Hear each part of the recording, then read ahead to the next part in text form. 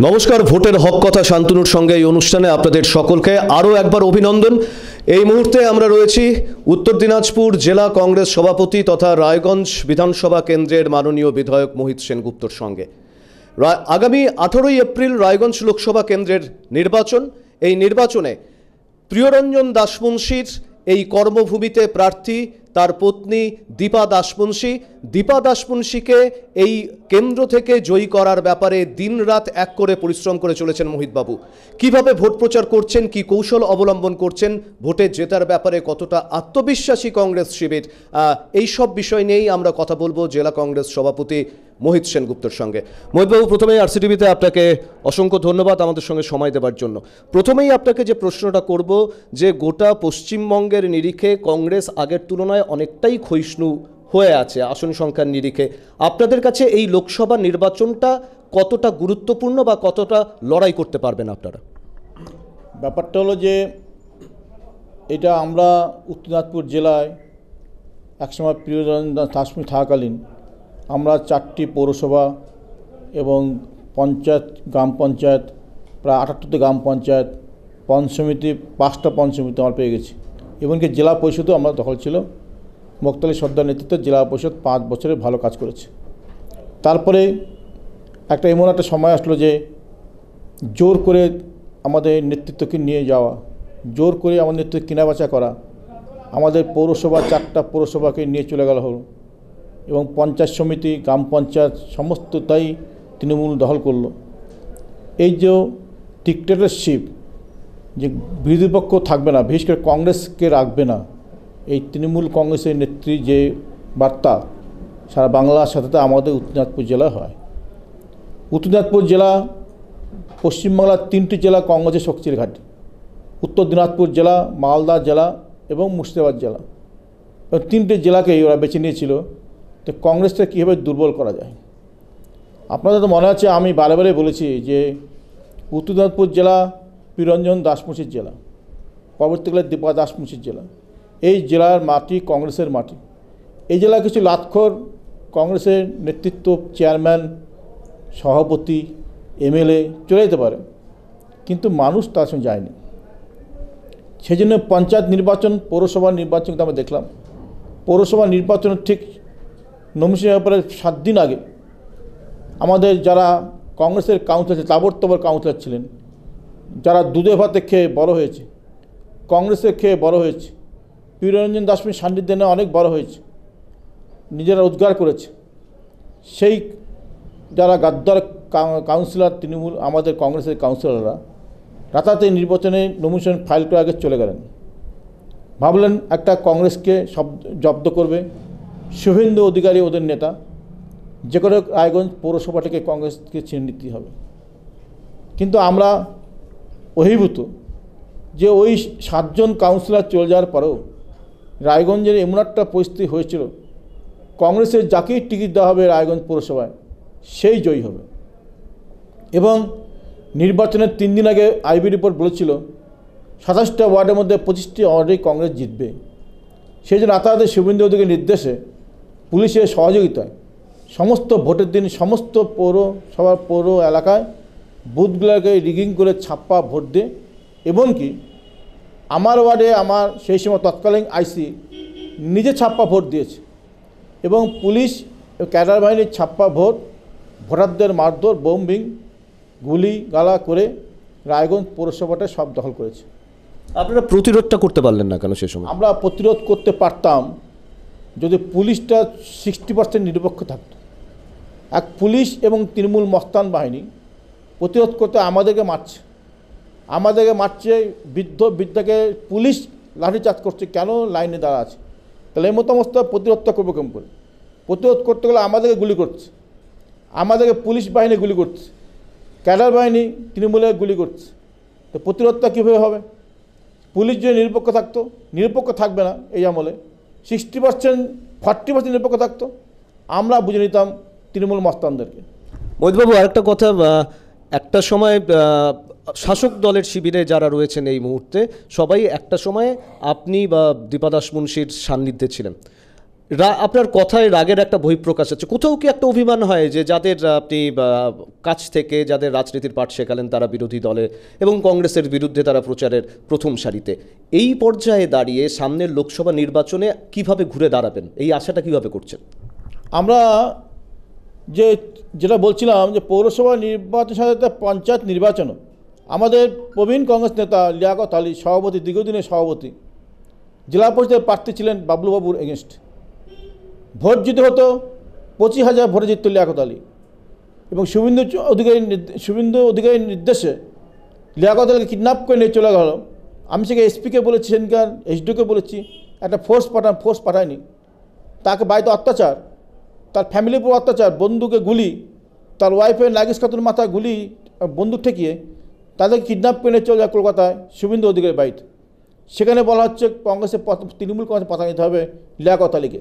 লিয়াকত আলী বলছে আমি তৃণমূলের কংগ্রেসের পতাকা আমি কোনদিন নেব না, আমাকে পদত্যাগ করতে হবে, উড্ডো করবো, কিন্তু তৃণমূল কংগ্রেসের পতাকাটা নেব না। সেখান থেকে উঠে এসে বাগডোগরায় নিয়ে এসে তার উড্ডো করা হলো এবং বাবলুবাবুর বিনা প্রতিদ্বন্দ্বিতা জয়ী হলো। এইভাবে পঞ্চায়েত নির্বাচন, পৌরসভা নির্বাচন, যে মানুষের ভয় আতঙ্ক যে ভোটটা হবে তো।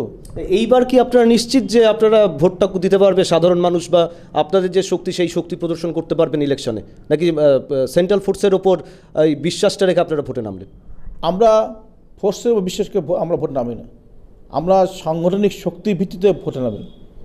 ফোর্সে মানুষের দরকার হয় যে আজকে যে পঞ্চায়েত পৌরসভা যে ভোটটা রুলিং পার্টি তৃণমূল কংগ্রেস করে সারা পশ্চিমবঙ্গের সাথে আমাদের জেলায় যে ভোট তো ভোট হয়নি, মানুষ মার খেয়েছে, গুলি খেয়েছে, মানুষের মনে আতঙ্ক ছিল যে সেন্ট্রাল ফোর্স থাকবে তো।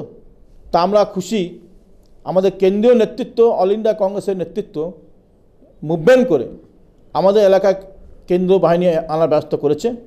মানুষকে আশ্বস্ত করেছি ভোট নির্ভয় দিন, নির্বিঘ্ন দিন, ভোটে আপনাদের অসুবিধা হবে না, যদি কোনো অসুবিধা হয় তৎক্ষণাৎ সেন্ট্রাল বাহিনীকে বললে তার কার্যকারিতা হবে। মহিবাবু, আর একটা প্রশ্ন শহরবাসীর মধ্যে জানতে চাইছে, গত বিধানসভা নির্বাচনে বামফ্রন্টের সঙ্গে একসাথে আপনারা লড়াই করলেন, একসাথে দেওয়াল লিখন, যৌথ প্রচার আপনারা করলেন, সেখান থেকে লোকসভা নির্বাচনে এবার আলাদা আলাদা লড়াই, রায়গঞ্জ চতুর্মুখী লড়াই হচ্ছে। মানুষের কাছে বার্তাটা কি সঠিকভাবে দিতে পারছেন যে এর আগে বিধানসভা ভোটে আপনারা যৌথ লড়াই করলেন, লোকসভা ভোটে বামেদের বিরুদ্ধে আপনাকে প্রচার করতে হচ্ছে? ভোট তো কৌশলগত ভোট, এটা ভোট তো কৌশল।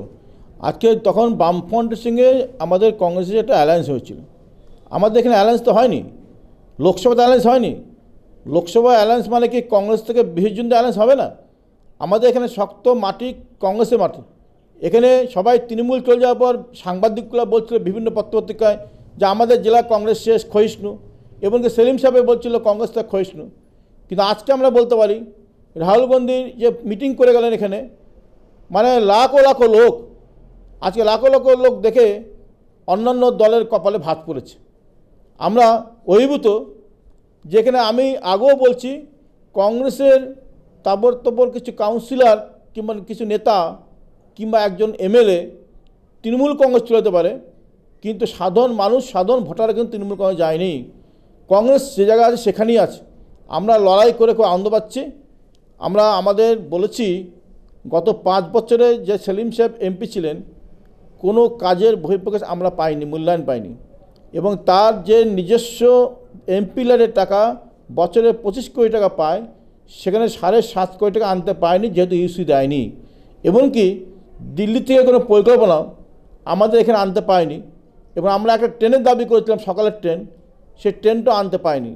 আজকে সেলিম সাহেব কোনো কাজ করতে পায়নি। আমরা বলছি যে আমাদের সাংসদ 15 বছর ছিলেন, প্রিয়রঞ্জন দাস 10 বছর ছিলেন, 5 বছর দিব্যা দাস ছিলেন। সেই 5 বছর আর 10 বছর 15 বছর যা কাজ হয়েছে কোনো সাংসদ কাজ করতে পারেনি আমাদের জেলায়। আমাদের জেলাটা উন্নয়নটাকে নিয়ে আসছে প্রিয়রঞ্জন দাস মুন্সি, দিব্যা দাস মুন্সিরা। আজ রেল থেকে আম করে 100 দিনের কাজ থেকে আম করে প্রধানমন্ত্রী গ্রাম আম করে সমস্ত কাজ প্রিয়রঞ্জন দাস মুন্সি, দিব্যা দাস মুন্সি করেছে। মহিন্দু, আরেকটা কথা, মানুষের আরেকটা অভিযোগ যে সাংসদ আপনারা যারা প্রার্থী করেছেন গত 5 বছরে জেলার বুকে খুব একটা দেখা যায়নি। মূলত কংগ্রেসের জেলা সভাপতি এবং রায়গঞ্জ বিধানসভা কেন্দ্রের বিধায়ক মোহিত সেনগুপ্তের ওপর ভর করে নির্বাচন জিততে চাইছে কংগ্রেস, কতটা মানবেন মানুষের এই যুক্তিকে? আমি মনে করি সাধারণ মানুষ কংগ্রেসের সঙ্গে আছে, কারো ঘাড়ে ভর করে জিততে যায় না। সাধারণ মানুষ কংগ্রেসের পাশে ছিল, আগামী থাকবে। দীপা দাস মুন্সি আসতে পারেনি ঠিকই, একটা মানুষ তার পরিবারের যে হেড কর্তা আমাদের সর্বজন শ্রদ্ধেয় নেতা প্রিয়জন দাসমুন্সি 9 বছর কোমায় ছিলেন, তাকেও দেখভাল করতে। আজকে আমার বাড়ি যদি কেউ লোক থাকে আজকে 10 বছর ধরে কোমায় পড়ে থাকে, তার বাড়ির অবস্থা কী, এবং প্রিয়জন দাসমুন্সি দেখভাল করা সমস্ত সময় দীপা দাসমুন্সি বেশি সময় দিয়েছিলেন, কিন্তু উনি আসেন নাই, এর সর্বত ভুল। উনি এসেছেন এখানে, আমাদের এখানে কাজ করেছেন।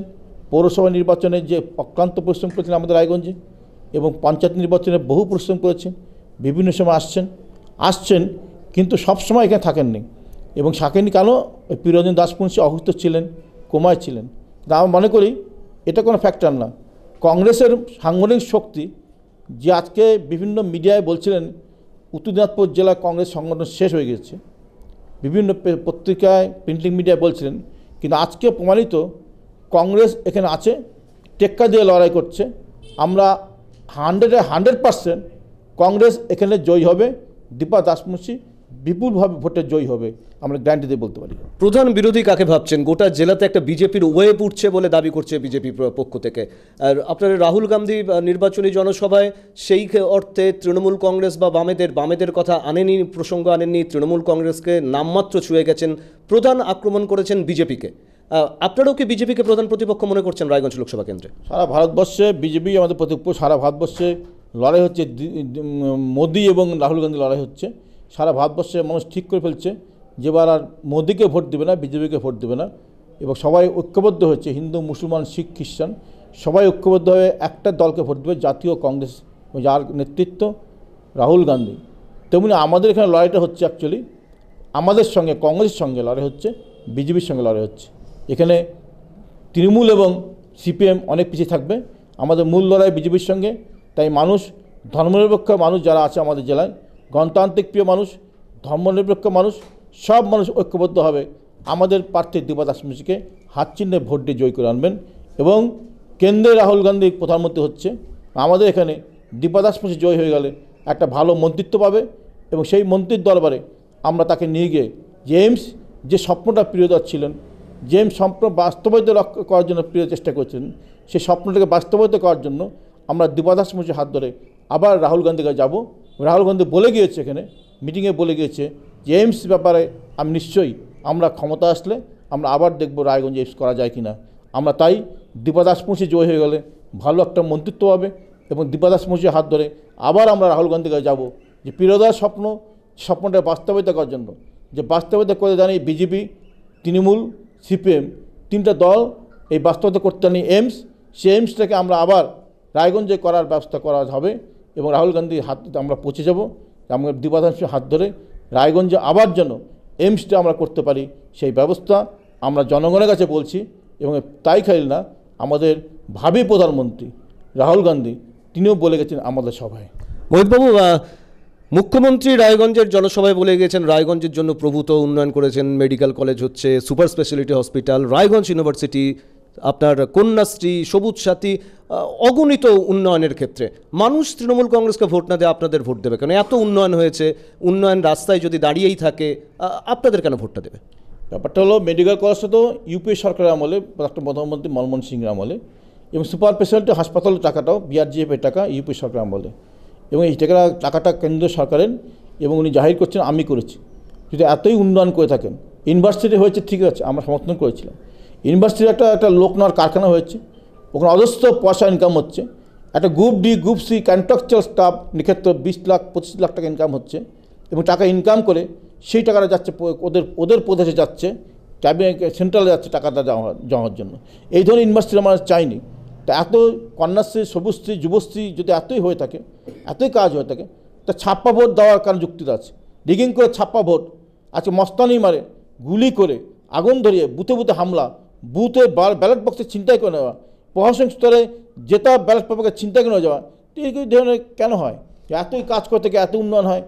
উন্নয়ন তো হয়নি, কারো উন্নয়ন হয়নি। উন্নয়ন হচ্ছে তৃণমূল নেতাদের উন্নয়ন হচ্ছে, পকেটে ভরা উন্নয়ন হচ্ছে, সেই উন্নয়নটাই চলছে, সাধারণ মানুষের উন্নয়ন হয়নি। আপনারা রায়গঞ্জ লোকসভা ভোটে জিতলে রায়গঞ্জের সার্বিক উন্নয়নের সাথে কী করবেন, কোনো পরিকল্পনা রয়েছে আপনাদের? কী করবেন, প্রায়োরিটি কী থাকবে? আমাদের পরিকল্পনা অনেক কিছু আছে। আমাদের প্রথম পরিকল্পনা যেটা বললাম, এইমসটা আমাদের আগে করব, এবং ট্রেনের যোগাযোগ ব্যবস্থা আমরা করব, সেন্ট্রালে এডুকেশনের কোনো ব্যবস্থা আমরা এখানে করব। আমাদের এই সে ইশতেহার আছে আমাদের রায়গঞ্জে, আমাদের যে ছাড়িয়েছে, এবং এখানে কেন্দ্র স্তরে একটা ইঞ্জিনিয়ারিং কলেজ করা যায় কিনা, আইটিআই হাব করা যায় কিনা, এইসব ব্যাপারে আমরা আগে অগ্রাধিকার দেবো। কিন্তু প্রথমে আমরা যেটা করব, আমরা এইমসটাকে আমরা রায়গঞ্জে পুনর্বহাল করার জন্যে, দ্বিতীয়ত রেলের লাইন যোগাযোগ করার ব্যবস্থা করার জন্যে এগুলো আমরা পাবো। এবং যদি একটা বিমান পরিষেবা আমাদের এখানে হয়, সেই ব্যবস্থা আমরা অগ্রাধিকার দেব। আমাদের কথা হলো, আমরা যেটা বলি সেটা কাজ করে দেখাই, এবং কাজ করে দেখাই বলি। প্রিয়দা যে স্বপ্ন বলছিল যে আমরা এইমস করব, অনেকে বলছিল যে এইমস করতে পারবে না প্রিয়দা দাসমুন্সি, এবং আমরা ক্যাবিনেটে পাস করে প্রিয়দা দেখিয়ে দিয়েছিলেন যে প্রিয়দা দাসমুন্সিকে প্রধানমন্ত্রী মনমোহন সিংয়ের সম্পর্কটা কীরকম দেখিয়ে দিয়েছিলেন। রেল লাইন করার সময় অনেকে বলছিলেন প্রিয়দা দাসমুন্সি ভাতা দিচ্ছে, মিটার গেজ লাইনটাকে বরগেজ করার সময় অনেকে তাবর মন্ত্রী বামফ্রন্টের বলছিলেন যে এই শিলান্যাস হলো, এই শিলান্যাস শাওলা পড়বে। তো প্রিয়রঞ্জন দাসমুন্সি বলছিলেন শাওলা পড়বে না, প্রিয়রঞ্জন দাসমুন্সি যা বলে, কংগ্রেস যা বলে কাজ করে দেখা দেয়। এই ট্রেন চালু হবে, এই ট্রেনে সব মানুষই যাবে, খালি কংগ্রেস না, সিপিএম, বামপন আর বিজেপি, তৃণমূল সব মানুষ ট্রেনে যাবে।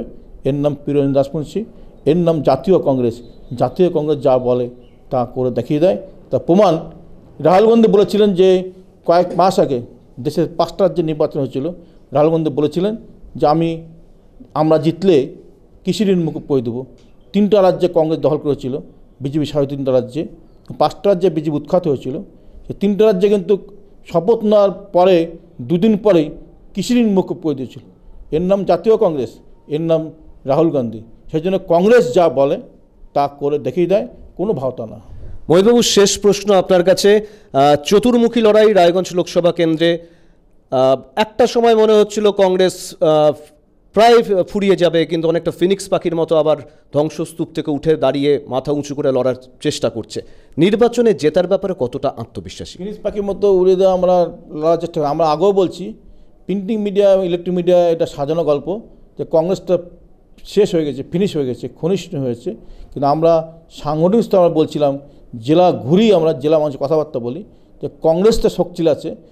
গাদ্দার যারা কংগ্রেসে ছিল, যারা কংগ্রেসের পয়সা খেয়েছে, যারা যে এমএলএ কংগ্রেসের পয়সা খেয়েছে, আমি চ্যালেঞ্জ করে বলতে পারি সে এমএলএটা রিজাইন দিয়েছে, কিন্তু চেয়ারম্যানটা নির্বাচন দেয়নি। কারণ চেয়ারম্যানটা কিন্তু কংগ্রেসের টিকিটই জেতা আছে, রিজাইন দেয়নি। রিজাইন দিলে কিন্তু জিততে পারবে না, এমএলএশিপও যাবে, চেয়ারম্যান হিসাবে যাবে, কিছুই করতে থাকবে না, এমপি জিততে পারবে না।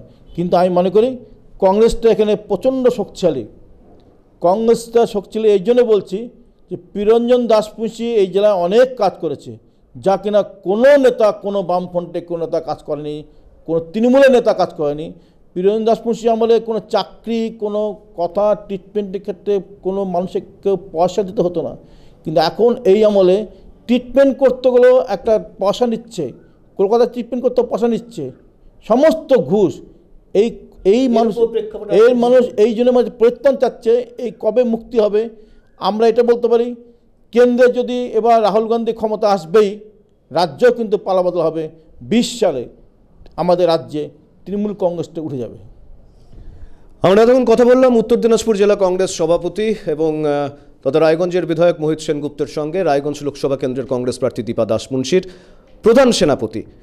পশ্চিমবঙ্গের বিধানসভা বিধায়কদের মধ্যে দলবদলের ঘটনা ঘটেছে, কিন্তু এখনো পর্যন্ত জাতীয় কংগ্রেসে থেকে জাতীয় কংগ্রেসকে জেলার বুকে শক্তিশালী করার চেষ্টা করছেন মোহিতবাবু।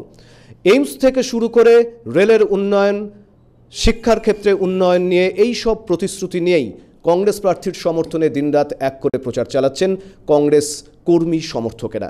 আগামী 18ই এপ্রিল রায়গঞ্জ লোকসভা কেন্দ্রের নির্বাচন। চতুর্মুখী লড়াই হচ্ছে, গোটা রাজ্য তাকিয়ে আছে এই আসনটির দিকে। মানুষের মতামত কোন দিকে যায়? কংগ্রেস কি পারবে তার হারানো জবি ফিরে পেতে? প্রিয়রঞ্জন দাসমুন্সির শক্তিশালী গড় রায়গঞ্জ কি আবার হাতের ভরে উঠবে কিনা, তার উত্তর মিলবে মে মাসের শেষ সপ্তাহে। ততদিন পর্যন্ত আপনারা ভালো থাকবেন। নমস্কার।